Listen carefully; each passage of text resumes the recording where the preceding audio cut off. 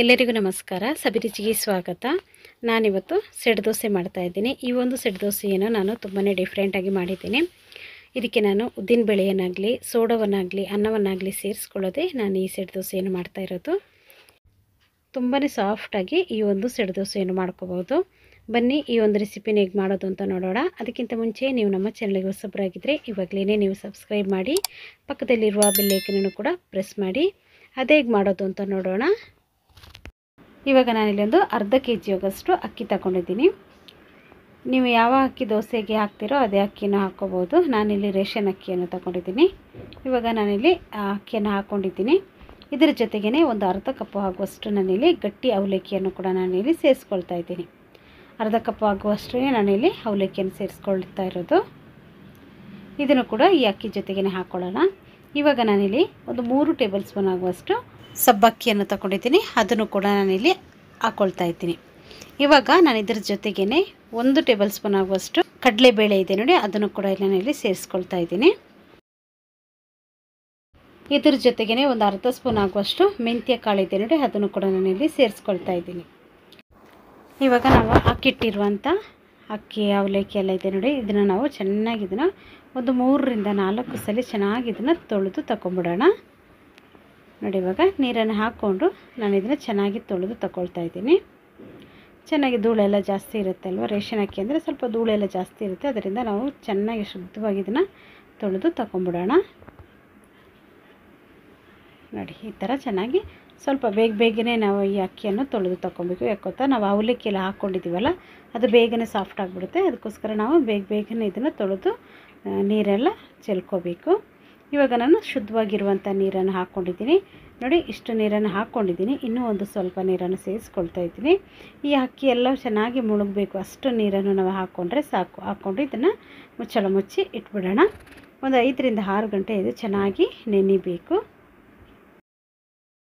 ಇವಾಗ ನೋಡಿ ಒಂದು 5 ರಿಂದ 6 ಗಂಟೆ ಚೆನ್ನಾಗಿದು ನೆಂದಿದೆ ನೋಡಿ. ಈ ಥರ ಚೆನ್ನಾಗಿ ನೆಂದ ಮೇಲೆ ಇವಾಗ ನಾವು ಇದನ್ನು ತೆಗೆದು ನೋಡೋಣ ನೋಡಿ. ಇಲ್ಲಿ ಚೆನ್ನಾಗಿದು ನೆಂದಿದೆ ನೋಡಿ. ಇವಾಗ ಒಂದು ಮಿಕ್ಸಿ ಜಾರ್ ತಗೊಳ್ಳೋಣ. ಇವಾಗ ಮಿಕ್ಸಿ ಜಾರ್ ತಗೊಂಡ್ಮೇಲೆ ಇದಕ್ಕೆ ನಾನು ಅಕ್ಕಿಯನ್ನು ಹಾಕ್ಕೊಳ್ತಾ ಇದ್ದೀನಿ. ಈ ಅಕ್ಕಿಯನ್ನು ರುಬ್ಬಲಿಕ್ಕೆ ಈ ನೆನೆಸಿರುವಂಥ ನೀರಿದೆ ನೋಡಿ, ಅದನ್ನೇ ನಾವು ಸೇರಿಸ್ಕೋಬೇಕು. ತುಂಬಾ ಚೆನ್ನಾಗಿರುತ್ತೆ. ಈ ನೀರನ್ನೇ ಹಾಕ್ಕೊಂಡು ನಾವು ರುಬ್ಬೋದ್ರಿಂದ ದೋಸೆ ಕೂಡ ತುಂಬಾ ಸೂಪರಾಗಿ ಬರುತ್ತೆ ನೋಡಿ. ಇವಾಗ ಇದೇ ನೀರನ್ನು ನಾನು ಹಾಕ್ಕೊಂಡು ಇದನ್ನು ನಾನು ನುಣ್ಣಗೆ ಗ್ರೈಂಡ್ ಮಾಡ್ಕೊಳ್ತೀನಿ. ಮುಚ್ಚಳ ಮುಚ್ಚಿ ಇದನ್ನು ಗ್ರೈಂಡ್ ಮಾಡ್ಕೊಳ್ಳೋಣ ನೋಡಿ. ಇಲ್ಲಿ ಗ್ರೈಂಡ್ ಆಗಿದೆ ನೋಡಿ. ಈ ಥರ ನುಣ್ಣಗೆ ನಾವು ಇದನ್ನು ಗ್ರೈಂಡ್ ಮಾಡ್ಕೋಬೇಕು ನೋಡಿ. ಇವಾಗ ನಾನೊಮ್ಮೆ ನಿಮಗೆ ತೋರಿಸ್ತೀನಿ ಇಷ್ಟು ನಾವು ಒಂದು ಹದದಲ್ಲಿ ನಾವು ಇದನ್ನು ಗ್ರೈಂಡ್ ಮಾಡ್ಕೋಬೇಕು ಅಂತ ನೋಡಿ. ಸ್ವಲ್ಪ ಹಿಟ್ಟನ್ನು ತಗೊಂಡು ಈ ಥರ ಮಾಡಿ ನೋಡಿ. ಸ್ವಲ್ಪ ಇಲ್ಲಿ ತರಿಯಾಗಿಲ್ಲ ನೋಡಿ, ಫುಲ್ಲು ನುಣ್ಣಗಾಗೋಗಿದೆ ನೋಡಿ. ಈ ಥರ ನಾವು ಇದನ್ನು ಗ್ರೈಂಡ್ ಮಾಡ್ಕೋಬೇಕು. ಇವಾಗ ಇಲ್ಲೊಂದು ಸ್ವಲ್ಪ ಆಳವಾಗಿರುವಂಥ ಪಾತ್ರೆಯನ್ನು ತಗೊಂಡು ಅದಕ್ಕೆ ನಾವು ಈ ಹಿಟ್ಟನ್ನೆಲ್ಲ ಹಾಕ್ಕೊಳ್ಳೋಣ. ಇದೇ ಥರ ನಾನು ಉಳಿದಿರುವಂಥ ಎಲ್ಲ ಅಕ್ಕಿಯನ್ನು ಗ್ರೈಂಡ್ ಮಾಡ್ಕೊಳ್ತೀನಿ ನೋಡಿ. ಈ ಥರ ಗ್ರೈಂಡ್ ಮಾಡಿ ಇಟ್ಕೋಬೇಕು. ಗ್ರೈಂಡ್ ಮಾಡ್ಕೊಂಡ್ಮೇಲೆ ಇದನ್ನೊಮ್ಮೆ ಚೆನ್ನಾಗಿ ಮಿಕ್ಸ್ ಮಾಡ್ಕೋಬೇಕು. ಮಿಕ್ಸ್ ಮಾಡಬೇಕಾದ್ರೆ ನೀವು ಕೈಯಲ್ಲಿ ನೀವು ಮಿಕ್ಸ್ ಮಾಡಬೇಕು ಅಂತ ಏನಿಲ್ಲ, ಒಂದು ಸ್ಪೂನಲ್ಲಿ ನೀವು ಇದನ್ನು ಚೆನ್ನಾಗಿ ಮಿಕ್ಸ್ ಮಾಡಿಕೊಂಡ್ರೆ ಸಾಕಾಗುತ್ತೆ. ನಾನು ಇದನ್ನು ರಾತ್ರಿ ಹೊತ್ತು ರುಬ್ಬಿಟ್ಟಿರೋದು. ಬೆಳಿಗ್ಗೆ ನಾವು ಇದನ್ನು ದೋಸೆ ಮಾಡ್ಕೊಳ್ಳೋಣ. ಮುಚ್ಚಳ ಮುಚ್ಚಿ ಉಬ್ಬಲಿಕ್ಕೆ ಇಟ್ಬಿಡೋಣ. ಇವಾಗ ನೋಡಿ, ಇದು ಬೆಳಿಗ್ಗಿನ ಹೊತ್ತು ನಾನು ಇದನ್ನು ತೆಗೆದು ನೋಡ್ತಾ ಇದ್ದೀನಿ ನೋಡಿ. ಹಿಟ್ಟು ಕೂಡ ಇಲ್ಲಿ ಮೀಡಿಯಮ್ ಆಗಿ ಉಬ್ಬಿದೆ ನೋಡಿ. ಈ ಥರ ಉಬ್ಬಿರಬೇಕು.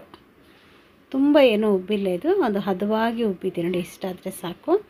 ಇವಾಗ ನಾನು ಇದಕ್ಕೆ ಉಪ್ಪನ್ನು ಕೂಡ ನಾನಿಲ್ಲಿ ಸೇರಿಸ್ಕೊಳ್ತಾ ಇದ್ದೀನಿ. ನಾನು ರಾತ್ರಿ ಹೊತ್ತು ಉಪ್ಪನ್ನು ಹಾಕ್ಕೊಳ್ಳಿಲ್ಲ. ಇವಾಗ ದೋಸೆ ಹಾಕಲಿಕ್ಕೆ ಮುಂಚೆ ನಾನಿಲ್ಲಿ ಉಪ್ಪನ್ನು ಹಾಕ್ಕೊಂಡಿದ್ದೀನಿ. ಹಾಕ್ಕೊಂಡ್ಮೇಲೆ ಇದನ್ನೊಮ್ಮೆ ಮಿಕ್ಸ್ ಮಾಡ್ಕೋಬೇಕು ನೋಡಿ. ಈ ಥರ ಚೆಂದ ಮಿಕ್ಸ್ ಮಾಡ್ಕೊಂಡಿದ್ದೀನಿ. ಇವಾಗ ಇಲ್ಲಿ ನಾನು ತವ ಕೂಡ ಇಲ್ಲಿ ಬಿಸಿಗೆ ಇಟ್ಕೊಂಡಿದ್ದೀನಿ. ತವ ಇಲ್ಲಿ ಚೆನ್ನಾಗಿ ಬಿಸಿ ಆದಮೇಲೆ ನಾನಿಲ್ಲಿ 1 ಸೌಟು ಹಿಟ್ಟನ್ನು ತಗೊಂಡು ಹಾಕ್ಕೊಳ್ತಾ ಇದ್ದೀನಿ ನೋಡಿ. ಈ ಥರ ದೋಸೆನ ಹಾಕ್ಕೊಂಡ್ಮೇಲೆ ಇದು ಫುಲ್ಲು ನೋಡಿ ಈ ಥರ ತೂತಾಗಿ ಬರಬೇಕು. ಬಂದ ಮೇಲೆ ನೀವು ಇದನ್ನು ಮುಚ್ಚಳವನ್ನು ಮುಚ್ಚಬೇಕು. ಮುಚ್ಚಿಬಿಟ್ಟು ಒಂದು 2 ನಿಮಿಷ ಹಾಗೆಯೇ ಬಿಟ್ಬಿಡಿ, ಚೆನ್ನಾಗಿ ಬೆಂದಿರುತ್ತೆ.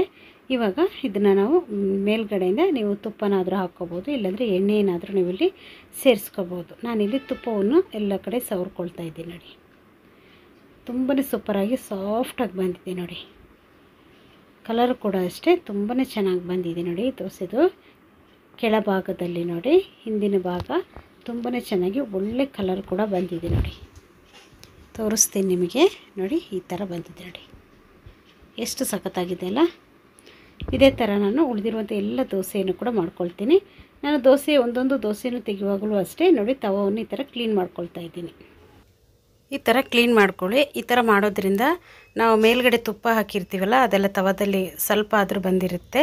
ಅದಕ್ಕೋಸ್ಕರ ನಾವು ಈ ಥರ ನೀಟಾಗಿ ಇದನ್ನು ಕ್ಲೀನ್ ಮಾಡ್ಕೊಂಡು ಮಾಡಿದ್ರೆ ನಮಗೆ ದೋಸೆ ಕೂಡ ಇದು ಕಲರ್ ಚೆನ್ನಾಗಿ ಬರುತ್ತೆ. ಅದಕ್ಕೋಸ್ಕರ ಈ ಥರ ನಾವು ಪ್ರತಿ ಸರಿ ನಾವು ದೋಸೆ ಮಾಡುವಾಗ ಕ್ಲೀನ್ ಮಾಡ್ಕೊಂಡು ಆದಮೇಲೆ ನಾವು ದೋಸೆಯನ್ನು ಹಾಕ್ಕೋಬೇಕು.